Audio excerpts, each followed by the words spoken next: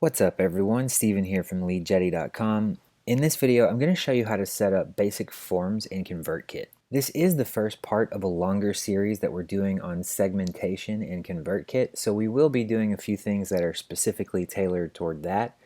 Also, if you want to watch the rest of the series, be sure to subscribe to the channel so you don't miss out. With all of that said, let's go ahead and get started. This should be a pretty quick video because this is really simple. So to create a form, and this is a brand new ConvertKit account, so you can see it's totally empty. This is what we're setting up to use for our own email list over at LeadJetty. So I'm going to click on landing pages and forms, and I've already got a couple that I did just kind of clicking around, but I'm going to show you how to create another one. And to create a brand new form, just come down here and click this create new. And it's going to ask us if we want a form or a landing page. And I want a form, and if you want to embed a form into your website, like directly into a post, or if you want to have like a little slide-in call-out box, I don't know exactly what they call that here, you can click this form option. And you'll see here, yes, they have a slide-in, they have inline and modal and sticky bars and so on. Now, I'm not actually going to be using the form itself. What I'm going to be doing is using this form to integrate with LeadJetty later. So it doesn't really matter what we pick, so I'm just going to click inline. Again, you can pick whatever makes the most sense to you. It's completely up to you, and it's pretty self-explanatory on what you're picking. From there, they have different options on styles here. I'm going to go with Claire because it looks to be the simplest, and I don't really need the form to look like anything since I'm not really going to use it. I'm just setting up something that we can integrate with later. So I'm just going to pick Claire, and that's going to go ahead and set up this very basic form. So if you want to customize the form, you can do that by clicking this plus icon here, and then all the themes will have different things you can do. But if we click plus, it's going to add a field here.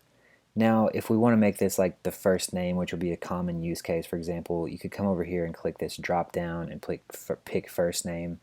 You can grab the little handlebar there and drag that over like that. And we might say we want the first name to be required.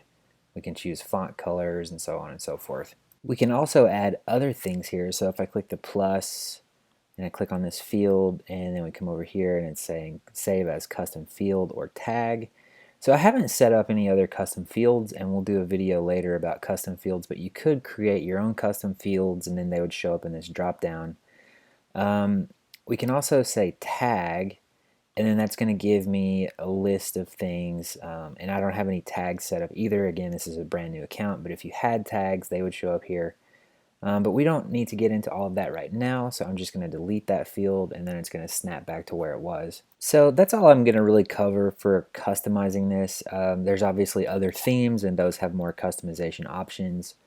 The main thing that you need to know is the embed code. So once you get this set up, you click this embed code, you copy this, and you paste this directly where you want it to go inside of your website. So if you want this on every single page, like maybe you pick the slide in option, you might put this just before the end of the body tag.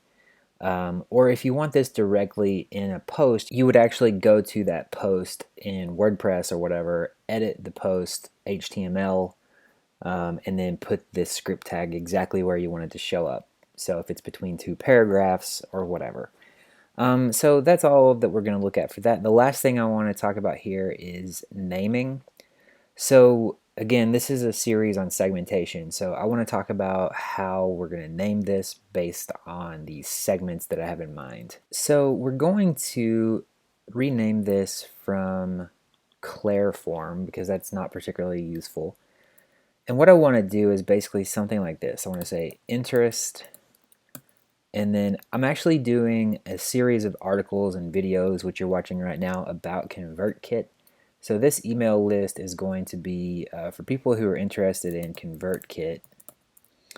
And I think that might be all I'm going to do here. So what we might do in the future is say something like interest, ConvertKit, and then stage advanced, or something like that. But for now, I'm going to leave it just like this as interest ConvertKit, and this is going to help us once we start setting up segments to remember which forms are about what. So With that said, I will see you in the next video.